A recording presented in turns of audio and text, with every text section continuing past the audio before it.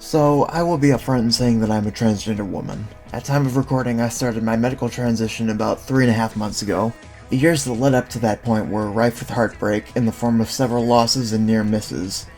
I think I'm a better person for it now, but the way forward is still somewhat unclear, as I have yet to notice any obvious physical or emotional changes on HRT, and I lack the specific type of community that I need the most right now. I'm an artist and aspiring musician, and I pine for the kind of music and creative culture I grew up with in alternative culture, and the landscape of late 2000s and early 2010s internet. You'll see in the other videos I've put up on this channel that I've tried to preserve what I can of its legacy, even if I was at the time too young to remember or be personally involved in anything to do with some of the things I'll be talking about in this video, when said culture was at its height. I'll get into the other reasons why I feel so strongly about alternative culture further into this video essay, but essentially what I mean to say is that I'm trying to find my niche of like-minded queer people who also feel creatively motivated by it. I have always looked to this culture and the culture of the LGBT community as a source of creative inspiration and comfort, in that I feel both allowed and compelled to be as expressive with my art and fashion style as I see fit, outside of established gender norms. It's through this style of expression that I have come to find that I do not view the fullest version of myself as a man. The vision I have of myself is decidedly feminine, but without the sense of community I require to feel comfortable living as that version of myself in the real world and not just online, the idea of her is still a little fuzzy. I'm usually not one for video essays, but I thought that exploring the more recent history of the alternative culture and its relation to LGBT culture in the form of a video essay would help me process these thoughts about the person I'm becoming, in hopes that in putting this video out into the world I might be able to find and collaborate with people who feel strongly about alternative culture and LGBT culture to the same effect that I do.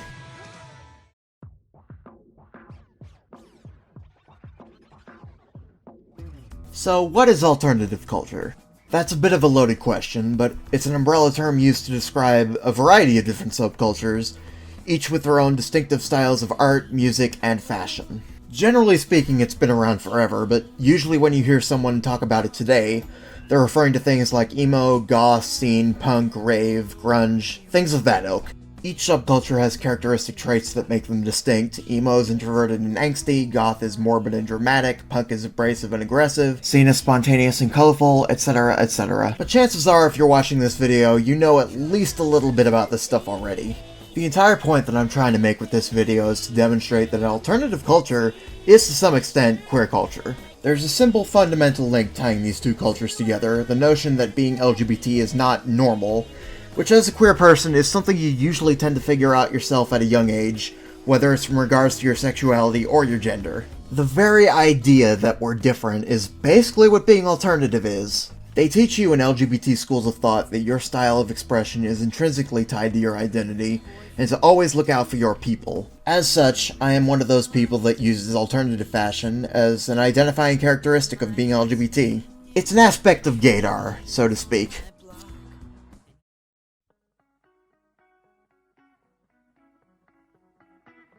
To be fair, calling oneself alternative is more of a symptom than a cause of being LGBT, and even then it doesn't always hold true.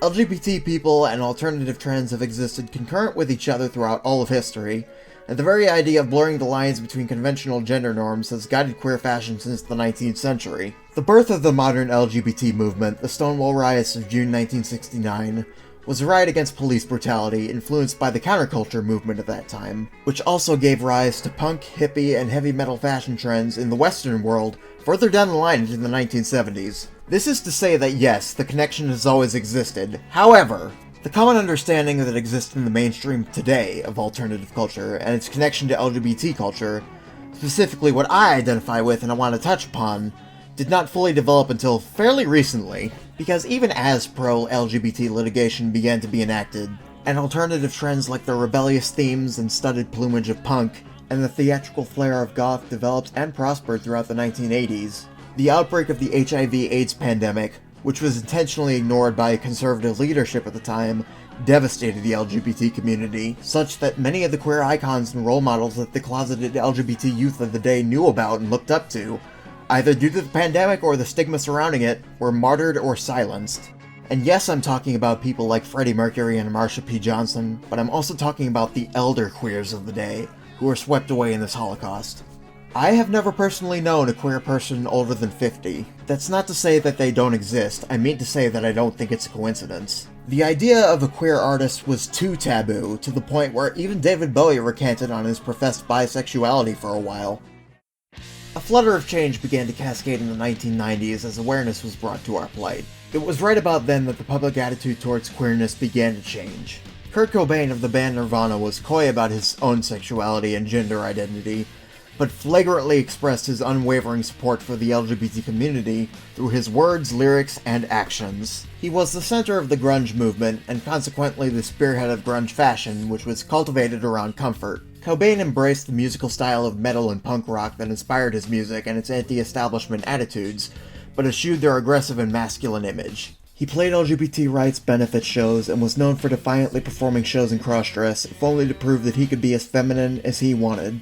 Meanwhile, a then up-and-coming punk band called Green Day was making the rounds with their album Dookie, which we know today as one of the most influential punk records of the 90s. One particular song off that record, Coming Clean, had some rather curious lyrics that spoke to the LGBT condition, using queer-coded language that didn't seem to exist yet at the time. It was a song about frontman Billy Joe Armstrong's bisexuality, and he hammered the point home by bringing Pansy Division, an openly queer punk rock band, with them on Green Day's first major tour for Dookie. This all seemed to signal the start of progressive talks, but I do not mean to say that there weren't roadblocks, especially with the Clinton administration doing more to hinder our equality than help it, talking about Don't Ask, Don't Tell and the Defense of Marriage Act. Kurt Cobain too was lost, as a victim of suicide that effectively brought on the decline of the grunge genre that he helped to foster. Green Day rose to prominence in the late 90s, but they weren't really doing anything with their queer image. LGBT rights still wasn't a major conversation, or at least not in the capacity that it is today. We were still, at that point, the butt of a cruel joke, and queer kids like Matthew Shepard were still being harassed and killed for their queer identity. In my opinion, it was the new millennium and the tragedy of 9/11 that really rocked the boat for everyone.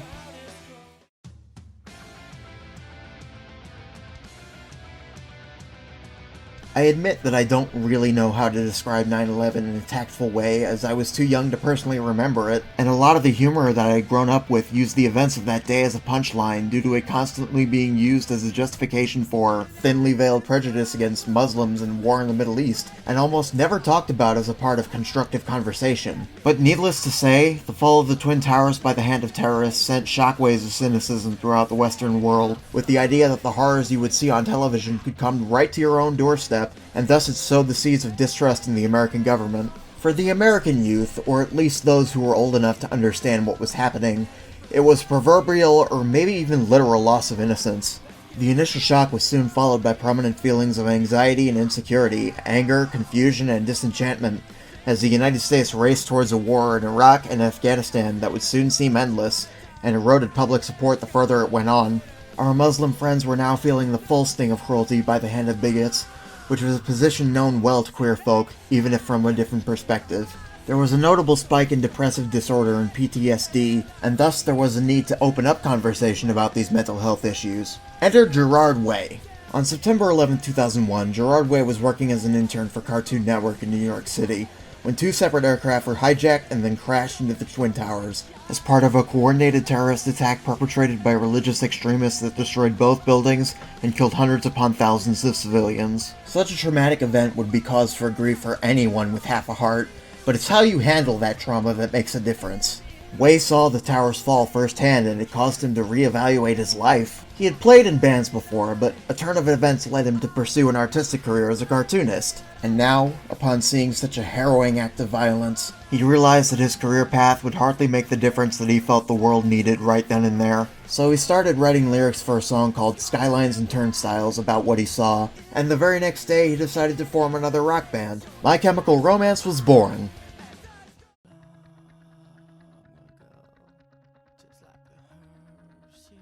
To describe MCR's rise to popularity, I'll use a present-day analogy. If a surf rock band can go from rags to riches with a song that blew up on TikTok for having cathartic lyrics, despite its minimal production value, a song that nobody expected to be a pop hit, I think that, despite all the different extenuating circumstances like COVID, it stands to reason that MCR achieved fame in pretty much the same way. MCR's stated appeal was to the outcast, downtrodden, and mentally broken, and the whole band was upfront about their personal struggles. In that respect, they were unlikely superstars. In their music, specifically on the Black Parade, they boldly confronted the inevitable specter of death with resolve to keep going in the face of tragedy. MCR's sound was chaotic and very raw, such that they began to be pigeonholed as emo, which, as a music genre in and of itself, had existed as far back as the 80s. By the 90s, emo was mainly an underground movement characterized by twinkly guitar riffs, freeform song structure, and deeply confessional lyrics. It was just starting to enter the mainstream consciousness at the turn of the new millennium on the heels of bands like The Promise Ring, The Get Up Kids, Mineral, and Sunny Day Real Estate. Gerard Way never considered his music to be emo because he wasn't inspired by those type of bands. Regardless, I don't think that the label was applied by mistake, because the only band that Way's unique brand of alternative rock could be compared to, specifically with MCR's first two records, was the band that spawned the term emo, that being Rites of Spring. This is a comparison that I don't see very many people talk about. Rites of Spring was a product of the DC hardcore scene in the mid-80s, notable for taking the existing blueprints for hardcore punk and shifting its themes into deeply personal and introspective realms. The lead vocalist, G. Pachotto, sounds like he's on the verge of tears in every song and every live performance. This style of music begat the term emotional hardcore, which eventually was shortened to emocore and later just emo. Even if by complete accident, Gerard Way was conveying this same energy. And like MCR, Rites of Spring didn't want to claim the emo label either, or at least not at first. What set MCR apart was their flair for theatrics, akin to the glam rock that Way was inspired by. They thrived on the fringes of acceptability in more ways than one. While the existing hardcore scene was very virile, Gerard Way and his bandmates brought a deliberately more ironic and androgynous aesthetic, incorporating elements of existing punk and goth fashion into their stage wear, as well as performing in makeup and eyeliner. They openly mocked toxic masculinity in their performances, speaking out against misogyny on many occasions, and the band were also very vocal about LGBT rights. In several instances, whenever Gerard saw two dudes beating each other up during their performances, he would make out with his lead guitarist Frank Iero on stage just to make those people uncomfortable. This, of course, is to say nothing about the other similar emo bands springing up all over the Western world that also did a lot of heavy lifting in their own right, with some of them incorporating emo's hardcore roots into their music as well. To name a few, or a bunch: Fall Out Boy, Panic at the Disco, Hawthorne Heights, The Used, Dashboard Confessional, Jimmy Eat World, AFI, Paramore, Silverstein, Thursday, Thrice, From First to Last, Senses Fail, Finch, Taking Back Sunday, Brand New, Seosin, Death Cab for Cutie, Funeral for a Friend, Good Charlotte, Bullet for My Valentine, Under Oath, A Day to Remember, Story of the Year, Armor for Sleep, The Red Jumpsuit Apparatus, and the plethora of MySpace bands that took after them. The list goes on. MCR was also not the only band with gender-bending aesthetics. Davey Havok, Pete Wentz, and even Billy Joe Armstrong would follow suit. But on the whole, emo was reinvented on the backs of these bands, becoming even more of a distinct fashion statement than it was previously, with jet black hair, long bangs, eyeliner, and skinny jeans becoming its staple.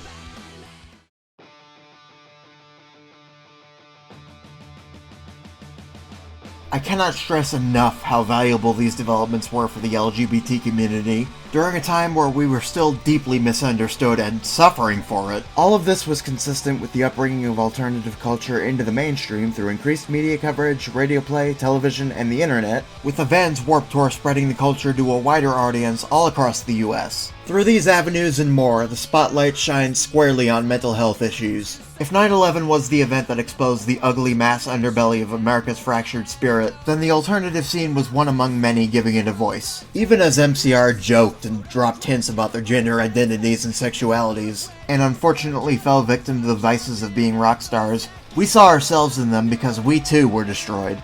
We young queers, the pariahs and so-called freaks of society, found community and a safe space in the fact that we could be seen, and believed that if 5 guys on a stage can be as deeply messed up as we were and still be somebody, then we could be too. And so, we adorned the image of our idols, and braved out the bigots and the bullies trying to push us back into the closet. I'm not okay was our rallying cry, a message that it was okay to not be okay. It had nothing to do with glamorizing suicide, as people may have thought at the time. I use the word we here to represent represent my community retroactively. I wasn't personally there, I was just a toddler, but just the same, the message carries into today as well. I call back to Skylines and Turnstiles. The first line of the first MCR song is, "You're not in this alone," which eloquently speaks to the legacy that they helped create. It was a message of hope and solidarity during a time of uncertainty. That message was further propped up by other artists of the day, some of whom were admittedly doing it first. In particular, Jimmy Eat World's hit single The Middle, which had lyrics that spoke of hope during trying times in the wake of 9/11,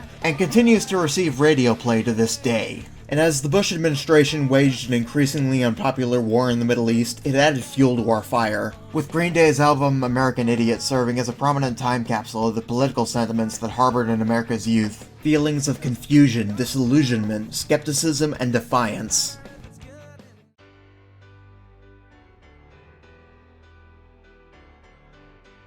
As the Obama administration and most of the Western world became more welcoming of the LGBT lifestyle in the 2010s, with marriage equality becoming legal nationwide in the US in 2015, our presence was starting to become known to more people, and it seemed like the hope that we had so yearned for was being realized. With that, there was less of a reason for emo as we knew it to exist. The style of music and fashion fell out of favor, and many of the hallmark emo bands of the time either broke up or changed their sound. One of those casualties was My Chemical Romance. Gerard Way described MCR's breakup in cryptic terms on a blog post, saying that he thought the band had run its course, and they'd done everything they needed to do at the time. To some extent, this also described the decline of the third-generation emo movement as a whole. And yet, as emo's heyday was winding down, scene subculture was still evolving and flourishing, providing a more positive and colorful spin on the existing emo style. I like to think that it was sort of an attempt to reclaim lost innocence. Its characteristic music was heavier in some cases, and others swayed more towards electronic,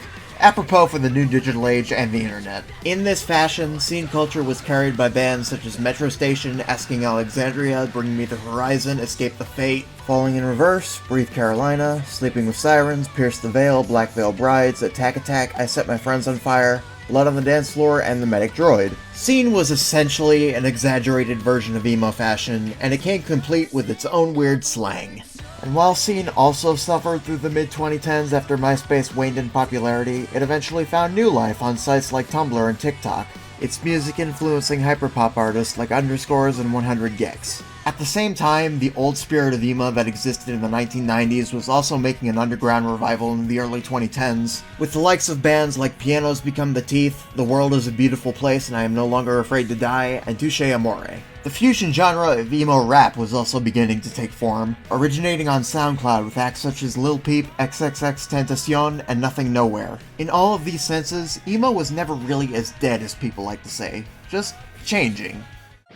When Trump was elected, I was led to believe that the style of alternative music that existed in the 2000s would become prominent again. And indeed, the punk music scene reacted to Trump's thinly disguised racism and xenophobia, as you would expect. And yet, even as Trump was rolling back protections for LGBT folk and everyone else across the board, at first, I didn't see the same sort of resonance that occurred for the alternative scene under the Bush administration, the kind that broke into the mainstream. I don't recall the foremost authorities of punk rock reclaiming their successes in a big way with new music, and I didn't see anything replacing it with the same scintillating result. If anything, there was a stronger reaction among the hip-hop community, and I figure that this might just be because of the direction that music has taken, in an era where hip-hop is the dominant genre. Putting down Trump was already popular, so I can understand why punk and alternative weren't chomping at the bit to put him down.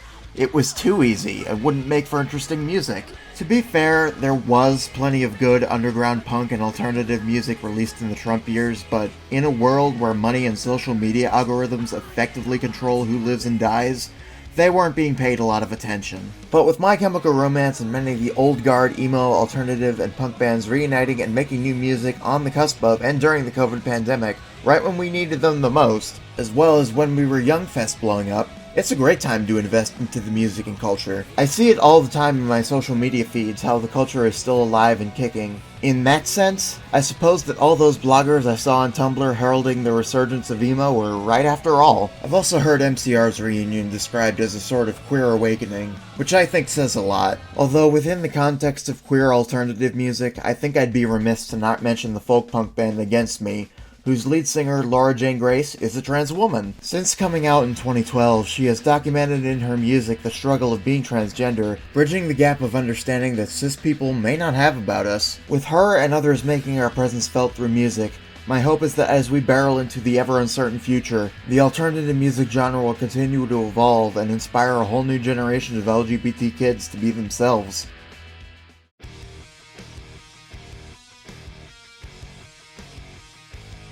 This brings us to today. There's no doubt that there's a new kind of gender revolution going on right now. It's the new civil rights movement. The lines that define sexuality and gender have changed and expanded, but despite all the anti-LGBT legislation that has cropped up in the past couple of years, there's a much higher awareness and acceptance for my community. Even the scientific understanding of being LGBT has changed to accommodate new definitions, and I think it's hard to argue with it on any reasonable ground. I have even come to find that many of the people I've known for years now have become more comfortable identifying as LGBT, which will happen when you give people the environment to safely express themselves. And yeah, people may still call us cringeworthy, and right-wing news outlets may still look at us with disdain, but we're above them, and we're bigger than them. And I do want to interrupt myself here to get serious for a second and stress this point, because as I was writing and recording this script, several US states advanced bills restricting transgender healthcare and making transgender expression in public a felony, and a trans girl in the UK named Brianna Jai was murdered as a result of a hate crime. And then, while I was editing this video together, a speaker at CPAC condoned for transgender genocide. Being transgender or LGBT of any kind is still anything but safe. And this is a sad consequence of our plight, especially in red states and in the UK, where local governments are enabling transgender erasure and the media is promoting it, that even for as far as we may have come in the past few decades, we still continue to face this adversity. I absolutely do not mean to minimize Brianna's death or these threats to the trans community, but it's important that we fight for the right to be ourselves through organization, and by learning how to defend ourselves and protect ourselves when we are attacked. The Stonewall riots would not have happened if those people did not fight back. There is strength in numbers, and so much to be said about confronting these hardships by being yourself and surrounding yourself with community, because you cannot change who you are, and progress and altruism crumble by the idle hands of people who stand by and do nothing when lives are on the line. If there is anything that you should take away from this video, let it be this. Fear not that you will die, but that everything you are and everyone you love might perish with you.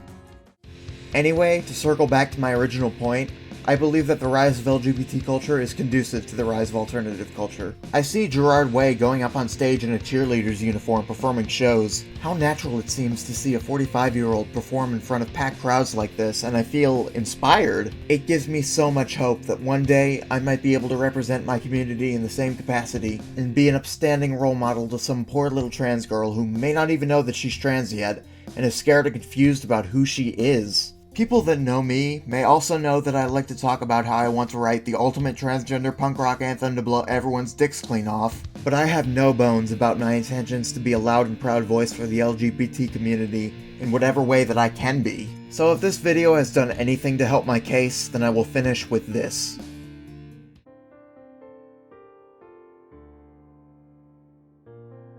One thing that I was taught at a young age was data retention. Because of how careless I used to be with my electronics, I had lost large chunks of my creative history to hard drive crashes when I was a preteen. Whatever remains is what I had put up online, that is, everything that hasn't been permanently lost to time. And as I've grown older, I've obviously learned how to back up my stuff, but I've also learned the value of creating and preserving something that will outlive you. And I'll be honest, the work that I can create with my hands means so much more to me than having kids. The physical memory of you may die one day, and so will that of your progeny, but the work you create, to some extent, will indelibly live in the echelons of human history and inspire generations upon generations, so long as it's properly preserved. There's a larger discussion to be had about whether or not we're relying too much on our devices to preserve our history, but that's not important to me right now. What matters to me right now is getting my point across and sustaining this little piece of the human legacy in whatever ways that I can. Our capacity to channel our deepest emotions, the most expressive parts of ourselves that make us uniquely human,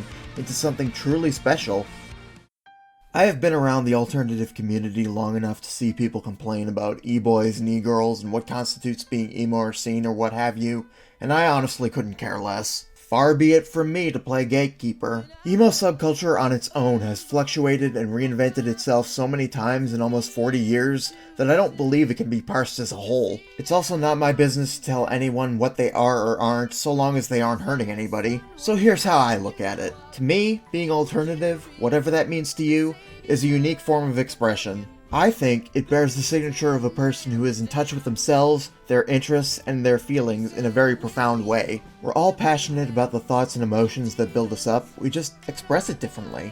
At its core, being alternative means tearing away the veil of conformity to show all sides of the human complex, however distorted or messed up. It's about existing outside the realms of tradition, brandishing the ugliness that makes us beautiful, and being honest about it. We're all just free spirits and lost souls roaming around in a big scary world, searching for solace and protection, searching for purpose, searching for love and security, and searching for ourselves and someone else. And everything about the culture, however you may look at it or express it, is just a reflection of that in some form.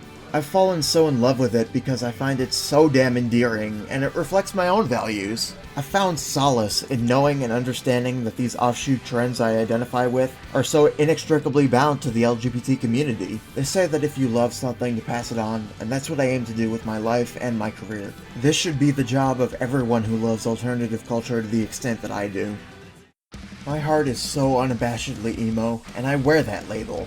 It's a declaration of my identity. There is hope that the day will come where being seen as the proverbial blue-haired girl with pronouns will not pose a threat to my existence, or serve as something to be mocked or looked down upon. But as an LGBT person, deep down, I know that what I am may never be considered normal, regardless of how seamlessly me or my people fit into society, and I wouldn't have it any other way, because there is so much to be said about standing out. So I will carry these things to my grave and stand to protect everything that being LGBT is through my art, my music, and myself, so as to let future generations know that the deviant trends of human society have existed well before they were here. A message to reverberate throughout the ages. Never forget where you've come from, never stop living your life, and never try to hide or change the inner core of you.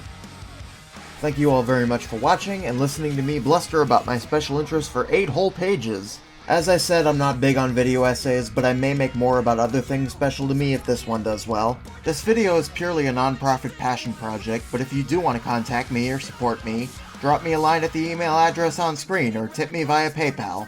I'll leave the link to my transition fund in the video description. You can also commission me for band merch designs if you need them. For that, I'll leave a link to my online portfolio in the description as well. I'm going to be private with my socials for now, but a subscription to this channel and a nice comment would go a long way with me. Share this video around if you like what you saw too. I have a single demo for my music project out and up on this channel, and I expect to follow it up with a full demo EP before too long. Cheers, and thanks again.